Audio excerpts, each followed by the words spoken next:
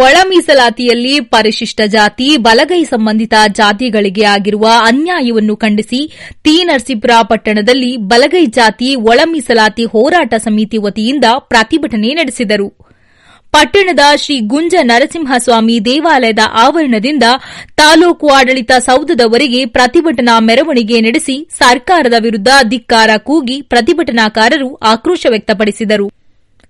ಪರಿಶಿಷ್ಟ ಜಾತಿ ಬಲಗೈ ಸಂಬಂಧಿತ ಜಾತಿಗಳಿಗೆ ಅನ್ಯಾಯವನ್ನು ಸರಿಪಡಿಸುವ ತನಕ ಈ ಹಿಂದಿನ ಹಳೆ ಮೀಸಲಾತಿ ವ್ಯವಸ್ಥೆಯನ್ನು ಮುಂದುವರಿಸಬೇಕು ಹಾಗೂ ಪ್ರವರ್ಗ ಎ, ಬಿ, ಸಿ ಜಾತಿ ಪ್ರಮಾಣ ಪತ್ರವನ್ನು ನೀಡಿ ಅದನ್ನೇ ಪುರಸ್ಕರಿಸಬೇಕೆಂದು ಪ್ರತಿಭಟಿಸಿದ್ದಾರೆ.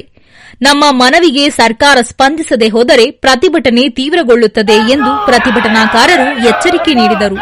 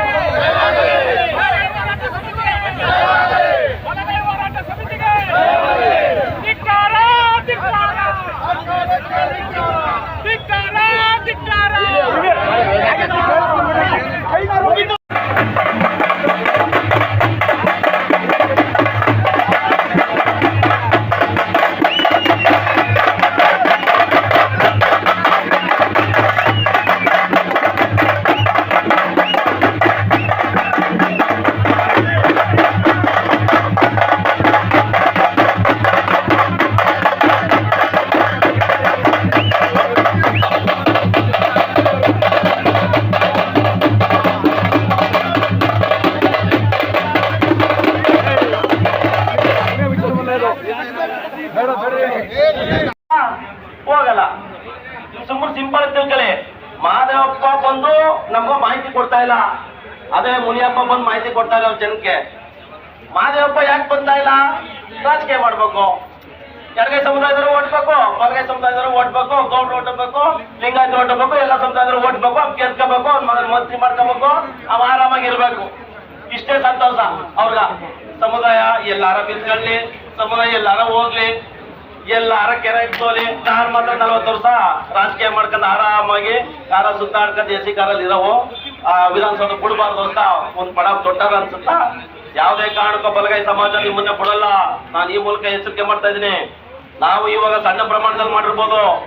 ಇದು ಒಳ ಮೀಸಲಾತಿ ನಮ್ಗೇನಾದ್ರು ಬಲಗೈ ಸಮಾಜಕ್ಕೆ ಏನಾದ್ರು ಏಟ್ ಕೊಟ್ರೆ ಒಳ ಮೀಸಲಾತಿ ಏನು ರಾಜ್ಯಪಾಲರ ಅಂಕಿತ ಆಗಿದೆ. 90 ನನಗೆ 100% ಜಾರಿ ಆಯ್ತದೆ ಅಂತ ನಮ್ಮ ಬಲಗೈ ಸಮುದಾಯ ನಿಮ್ಮ ಇಡೀ ರಾಜಕೀಯ ವ್ಯವಸ್ಥೆ ಬುಡ ಮೇಲೆ ಮಾಡ್ತಾರೆ ಅಂತ ಈ ಮೂಲಕ ನಾನು ನಿಮ್ಗೆ ಎಚ್ಚರಿಕೆ ಕೊಡ್ತಾ ಇದ್ದೀನಿ. ಅದರಿಂದ ಮಾದೇವಪ್ಪನವರೇ ಈವಾಗಲೇ ಎಚ್ಚರಿಸ್ಕೊಳ್ಳಿ. ನೀವು ನಿಮ್ಮ ರಾಜಕೀಯ ಅಸ್ತಿತ್ವ ಬೇಕಾದ್ರೆ ನರಸೀಪುರದಲ್ಲಿ ನೋಡಿ, ಇವತ್ತು ನಾವು ಹೋರಾಟ ಮಾಡ್ತಾ ಇದೀವಿ ಅಂತ ಗೊತ್ತು. ಅವ್ರ ಮಗ ಬಂದ್ಬಿಟ್ಟು ಇಲ್ಲಿ ಬುದ್ಧಿ ಪೂಜೆ ಮಾಡ್ತಾವ್ರೆ. ಯಾಕಂತಂದ್ರೆ ಎದಕ್ಕೆ ಅವ್ರಿಗ ಯಾಕೆ ಅಂತಂದ್ರ ಬುದ್ಧಿ ಪೂಜೆ ಬಂದ್ಬಿಟ್ಟು ನಮ್ಮ ಕಾರ್ಯಕರ್ತರು ಅವ್ರಿಗೆ ಜನ ಸೇರ್ತೇವಲ್ಲಿ ಅಂತ. ಹಲೋ, ಬುದ್ಧಿ ಪೂಜೆ ಮಾಡ್ಕೊಂಡು ಆ ಕಡೆ ಮಾಡ್ಕೊಂಡ್ರೆ ನಾವು ನಮ್ಮ ಕಾರ್ಯಕರ್ತರು ಯಾರು ಹೋಗಲ್ಲ. ನಮ್ಮ ಬಲಗೈನವರು 4 ಜನ ಸೇರ್ಕೊಂಡು ಸ್ಟ್ರೈಕಿಂಗ್ ಮಾಡ್ಕೊಳ್ಳಿ. ಅವ್ರಿಗೆ ಏನ್ ಗೊತ್ತು ಅಂತ ಏನು ಇಲ್ಲ. ಮುಂದೆ ಉಗ್ರವಾದ ಹೋರಾಟ ಮಾಡ್ತೀವಿ, ವಿಧಾನಸೌಧಕ್ಕೆ ನಡ್ಕ ಬರ್ಬೇಕಾಯ್ತದೆ. ನೀವ್ ಹಿಂಗೆ ಆದ್ರೆ ನಾವು ನಡೆಯಕ್ಕೂ ತಾಕತ್ತಿದೆ. ನಡ್ಕ ಬಂದು ವಿಧಾನಸೌಧಕ್ಕೆ ಮುಖ್ಯ ಹಾಕ್ಬೇಕಾಗ್ತದೆ ಮುಂದೊಂದ್ ದಿನ. ನಮ್ಮ ಬಲಗೈ ಸಮಾಜಕ್ಕೆ ದಯವಿಟ್ಟು ಹೇಳ್ತಾ ಇದೀನಿ ಮಾದೇವಪ್ಪನವ್ರೆ, ನಿಮ್ಮ ಸೈನ್ ಇಲ್ದರೆ ಯಾವುದೇ ಆದೇಶಗಳು ಆಗಲ್ಲ. ಸರ್ಕಾರದಲ್ಲಿ ಯಾವ ಮಿನಿಸ್ಟ್ರು ಸಮಾಜ ಕಲ್ಯಾಣ ಇಲಾಖೆ ಜಾತಿ ವ್ಯವಸ್ಥೆ ಒಳಗಡೆ ಬರತಕ್ಕಂಥದ್ದು ಸಮಾಜ ಕಲ್ಯಾಣ ಇಲಾಖೆ. ಅದರಿಂದ ದಯವಿಟ್ಟು ಎಲ್ರಿಗೂ ಗೊತ್ತು. ನೀವು ನನಗೆ ಗೊತ್ತಿಲ್ಲ, ಸರ್ಕಾರದವ್ರು ಮಾಡ್ತಾವ್ರ ಅಂತ ಬೂಟಾಟಿಕೆ ಮಾತುಗಳನ್ನ ಆಡ್ತಾ ಇದ್ರಿ, ಒಳಗೆ ಮಾತಾಡ್ತಾ ಇದ್ರಿ. ನಮ್ಗೆ ಗೊತ್ತಾಯ್ತದೆ. ದಯವಿಟ್ಟು ನಿಮ್ಗೆ ಹೇಳ್ತಾ ಇದ್ದೀನಿ, ನಮ್ಮ ಜನಾಂಗಕ್ಕೆ ಬಂದು ಒಂದು ಮಾಹಿತಿ ಕೊಡಿ. ಖರ್ಗೆಯವ್ರ ಆಗಲಿ, ಖರ್ಗೆಯವ್ರ ಮಗ ಆಗಲಿ RSS ಬಗ್ಗೆ ಮಾತಾಡ್ತಾರೆ. ಯಾಕೆ ನಮ್ಮ ಸಮುದಾಯದ ಬಗ್ಗೆ ಮಾತಾಡಕ್ ಒಂದು ಅವ್ರ ನೈತಿಕ ಹಕ್ಕಿಲ್ವಾ? ಮಾದೇವಪ್ಪನವ್ರು ಮಾತಾಡ್ಬೇಕು, ಪರಮೇಶ್ವರ್ ಮಾತಾಡ್ಬೇಕು, ಖರ್ಗೆ ಮಗ ಮಾತಾಡ್ಬೇಕು. ಮಿನಿಸ್ಟರ್ ಆಗ್ಬಿಟ್ಟಿವಿ ಅಂದ್ಬಿಟ್ಟು ಪೊಲೀಸ್ ಸುತ್ತಾ ಇರ್ತಾರೆ. ಅವ್ರಿಗೇನ್ ಕಂಡ್ಕೊಂಡದಪ್ಪ? ಪೊಲೀಸ್ನವರು ಜೊತೆಲಿ ಇಟ್ಕೊಂಡಿರ್ತಾರೆ. ಪೊಲೀಸ್ ಭಯ ಅಂತಂದ್ರೆ ಆ ಪೊಲೀಸ್ ಓಡೈತಾನೆ. ಅವ್ರಿಗೇನಪ್ಪ ಮಾಡೋದು? ನಾವ್ ಹೆಂಗಪ್ಪ ಈಗ ಪೊಲೀಸ್ನವ್ರು ಬಂದು ನಮ್ಗೆ ಕೇಳಿದ್ರ ಮಾದೇವಪ್ಪ ಕಳಿಸೋಣ ಅಂತೀವಿ, ಸಾಕು ಕೇಸ್ ಹಾಕು ಈಗ ನಮ್ಮೆಲ್ಲ ಕೊಳ್ಳೇಗಾಲದಲ್ಲಿ ಹಾಕಿದ್ರಲ್ವ ವಿದ್ಯಾರ್ಥಿಗಳ ಮೇಲೆ, ನಮ್ಮೆಲ್ಲ ಹಾಕಿರಿ ಕೇಸ, ನಾವು ಚಾಲೆಂಜ್ ಮಾಡ್ತೀವಿ ಗ್ಯಾರಂಟಿ. ವಿದ್ಯಾರ್ಥಿಗಳ ಮೇಲೆ ಯಾಕೆ ಹಾಕ್ಬೇಕು? ವಿದ್ಯಾರ್ಥಿಗಳ ಮೇಲೆ ಕೊಳ್ಳೇಗಾಲದಲ್ಲಿ ಹಾಕಿರ್ತಕ್ಕಂಥದ್ದು ಬಹಳ ಖಂಡನೀಯ. ದಯವಿಟ್ಟು ಹೇಳ್ತಿಲ್ಲ, ನೀವು ಮಕ್ಕಳು ವಿದ್ಯಾಭ್ಯಾಸದ ಮೇಲೆ ಎದುರಿಸ್ತಾ ಇದ್ದಾರೆ. ವಿದ್ಯಾರ್ಥಿ ಸಂಘಟನೆಗಳಲ್ಲಿ ಒಗ್ಗೂಡ್ಬಿಟ್ಟು ನಮ್ಮ ಸರ್ಕಾರನ ಬುಡಮೇಲೆ ಮಾಡ್ತವೆ ಅಂತ ದಯವಿಟ್ಟು ಹೇಳ್ತೀನಿ. ವಿದ್ಯಾರ್ಥಿ ಸಂಘಟನೆ ಮಾಡ್ತಕ್ಕಂಥ ಎಫ್ಐಆರ್ ದಯವಿಟ್ಟು ಇನ್ನೂ ತೆಗಿಬೇಕು. ಮಾಧವಪ್ಪನವ್ರೆ, ನಿಮ್ಮ ವಂಶ ಪರಂಪರೆ ರಾಜಕಾರಣ ಮಾಡ್ಕೊಬತ್ತಾ ಇದ್ರಿ. ಪಾಪ ನಿಮ್ಮ ಮೊಮ್ಮಕ್ಕಳು ಬರ್ಲಿ, ಬೇಕಾದ್ರೆ ನೆಕ್ಸ್ಟ್ ಬಲಗೈ ಸಮಾಜಕ್ಕೆ ಒಳ್ಳೇದ್ ಮಾಡ್ರಿ. ಆಯ್ತು, ನಿಮ್ಮ ಮೊಮ್ಮಕ್ಕಳನ್ನೇ ನಾವು ನೆಕ್ಸ್ಟ್ ಓಟ್ ಹಾಕ್ತಿವಿ. ನೀವಿರ್ರಿಕಪ್ಪ, ನೀವಿರ್ರಿ, ನಾವು ನಿಮ್ಗೆ ಓಟ್ ಹಾಕ್ತಾನೆ ಇರ್ತೇವೆ. ಬಲಗೈ ಸಮುದಾಯಕ್ಕೆ ಒಳ್ಳೇದ್ ಮಾಡ್ರಿ. ಆಯ್ತು, ಸಂದರ್ಭವನ್ನು ಜ್ಞಾಪಿಸ್ಕೊಳ್ಳಿ. ಇಡೀ ಬಲಗೈ ಸಮುದಾಯದ ಎಲ್ಲ ಪ್ರಗತಿಪರ ಮುಖಂಡರುಗಳು ನಿಮಗೋಸ್ಕರ ಬಿಸಿಲಲ್ಲಿ ಅಲದು 2023ರಲ್ಲಿ ಓಟ್ ಹಾಕ್ಸಿ ನಿಮ್ಮನ್ನ ಗೆಲ್ಸಿರ್ತಕ್ಕಂಥದ್ದು ಅಂತ ಅವರಿಗೆ ಕೊಟ್ಟ ಬಹುಮಾನನ ಇದು. ನಾಗಮೋಹನ್ ದಾಸ್ ಅವರ ಆಯೋಗವನ್ನು ರಚನೆ ಮಾಡ್ತಿದ್ದಾಗೆ ಸನ್ಮಾನ್ಯ ಸಿದ್ದರಾಮಯ್ಯನವರು ಹಲವಾರು ಮುಖಂಡರುಗಳು ಹೇಳಿದ್ರು ಇದು ಬಲಗೈ ಸಮಾಜಕ್ಕೆ ಅನ್ಯಾಯ ಆಗುತ್ತೆ ಅಂತ. ಯಾಕೆ ಅನ್ಯಾಯ ಆಗುತ್ತೆ ಅಂತಂದ್ರೆ ಸನ್ಮಾನ್ಯ ನಾಗಮೋಹನ್ ದಾಸ್ ಅವರು, ಜಸ್ಟಿಸ್ ನಾಗಮೋಹನ್ ದಾಸ್ ಅವರು ಕಮ್ಯುನಿಸ್ಟ್ರು ಅವರು. ಈ ಕಮ್ಯುನಿಸ್ಟರಿಗೆ ಅಂಬೇಡ್ಕರ್ ವಾದಿಗಳು ಕಂಡ್ರೆ ಆಗಲ್ಲ. ಪಾಪ ಬಲಗೈ ಸಮುದಾಯ ಯಾವಾಗಲೂ ಅಂಬೇಡ್ಕರ್ ಅವರ ಹಾದಿಯಲ್ಲಿ ನಡಿಬೇಕು ಅಂತಕ್ಕಂಥ ಸಮುದಾಯ. ಅದಕ್ಕೆ ಅವರಿಗೆ ನಮ್ ಕಂಡ್ರೆ ಆಗಲ್ಲ. ಆ ದೃಷ್ಟಿಯಿಂದಲೇ ಇವರು ಜನಸಂಖ್ಯೆ ಕಡಿಮೆ ಇದ್ದಾರೆ ಅಂತ ಹೇಳಿ ನಮ್ಮನ್ನ ಪ್ರವರ್ಗ ಬಿ ಮಾಡಿದ್ದಾರೆ. 2025ರಲ್ಲಿ ರೋಸ್ಟರ್ ಬಿಂದುನ ಮಾಡಿದ ಸರ್ಕಾರ ಶಿಕ್ಷಣದಲ್ಲಿ ಮತ್ತು ಉದ್ಯೋಗದಲ್ಲಿ. ಆ ರೋಸ್ಟರ್ ಬಿಂದುನಲ್ಲಿ ಪ್ರವರ್ಗ ಎ ಮಾದಿಗ ಸಂಬಂಧ ಜಾತಿಗಳಿಗೆ ಮೊದಲನೇ ಸ್ಥಾನ, ಪ್ರವರ್ಗ ಬಿಗೆ ಕೊಟ್ಟಿರ್ತಕ್ಕಂಥ ಸ್ಥಾನ ಏನು ಅಂದ್ರೆ 9ನೇ ಸ್ಥಾನ. ಹೇಗೆ 9ನೇ ಸ್ಥಾನ ಅಂದ್ರೆ ಪ್ರವರ್ಗ ಎ ಮುಗಿದ ಮೇಲೆ ಮಾದಿಗ ಸಂಬಂಧ ಜಾತಿಗಳು ಮುಗಿದ ಮೇಲೆ ಸಾಮಾನ್ಯದವರು, ಆಮೇಲೆ ಪರಿಶಿಷ್ಟ ಪಂಗಡ ಎಸ್ಟಿಗಳು, ಆಮೇಲೆ ಹಿಂದುಳಿದ ಜಾತಿಗಳು, ಹಿಂದುಳಿದ ಜಾತಿ ಎ, ಹಿಂದುಳಿದ ಜಾತಿ 2A, ಹಿಂದುಳಿದ ಜಾತಿ 2B, ಸಾಮಾನ್ಯ EWS, ಅದಾದ್ಮೇಲೆ ಪ್ರವರ್ಗ ಬಿ. 9ನೇ ಸ್ಥಾನಕ್ಕೆ ಹೋಗಿ ಅರ್ಜಿ ಹಾಕ್ಬೇಕು.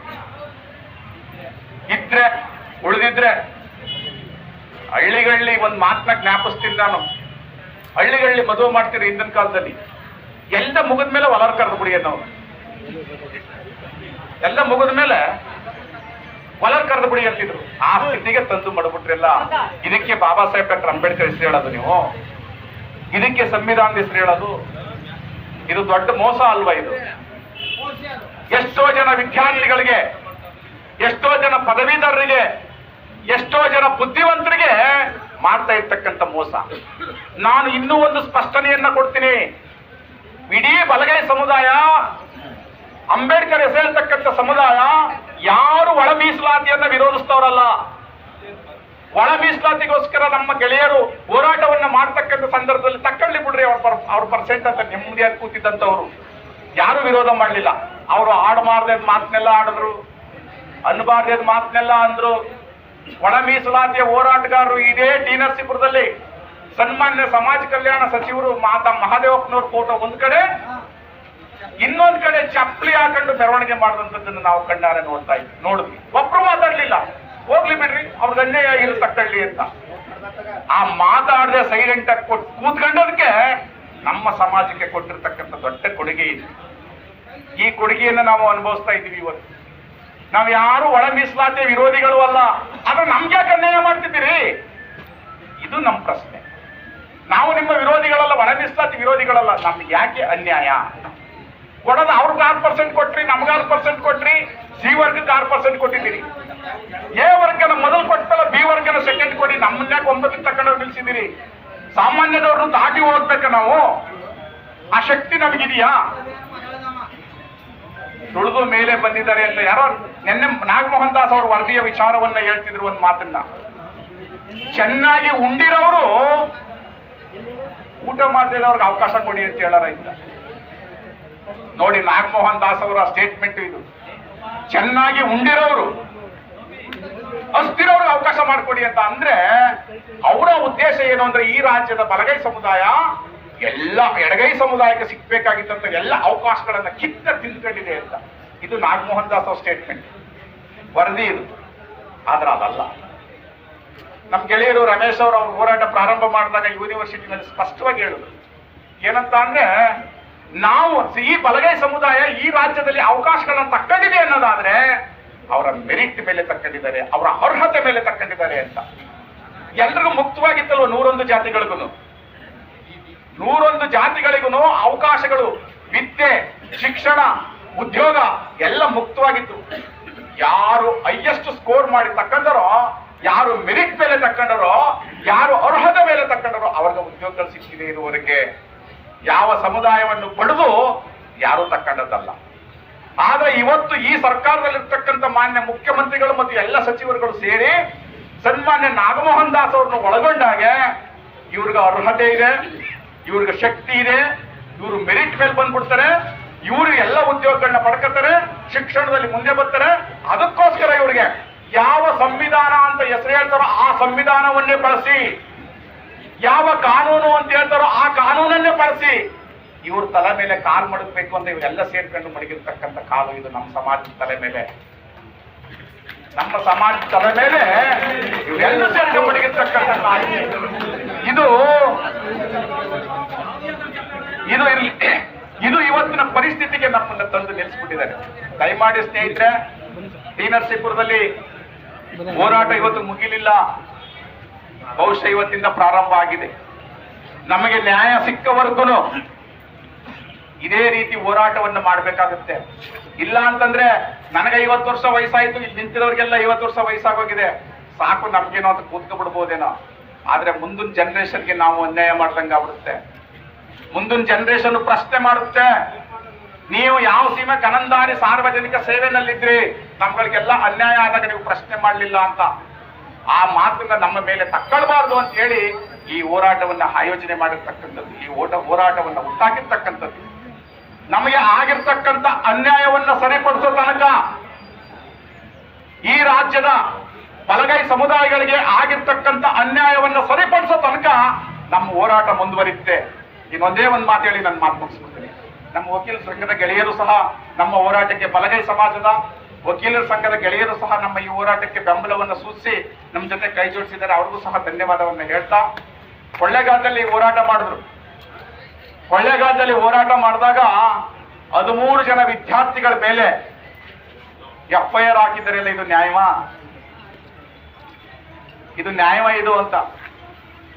ನಿಮ್ಗೆ ವೋಟ್ ಹಾಕಿ ಗೆಲ್ಲಿಸ್ತದಕ್ಕೆ ನಮ್ಮ ವಿದ್ಯಾರ್ಥಿಗಳಿಗೆ, ನಮ್ಗೆ ಅನ್ಯಾಯ ಆಗಿದೆ ಅಂತ ಕೇಳಿದಂತ ವಿದ್ಯಾರ್ಥಿಗಳಿಗೆ ಕಾನೂನುಬದ್ಧವಾಗಿ FIR ಹಾಕ್ಸ್ತಿರಲ್ಲ, ನಿಮ್ ಕೈಲಿರ್ತಕ್ಕಂಥ ಪೊಲೀಸು, ನಿಮ್ ಕೈಲಿರ್ತಕ್ಕಂಥ ಕಾನೂನನ್ನ ಬಳಸಿ ಇದು ನ್ಯಾಯವಾ ಅಂತ ತೀರ್ಮಾನ ಮಾಡಿ ಕೂತಿರೋರು.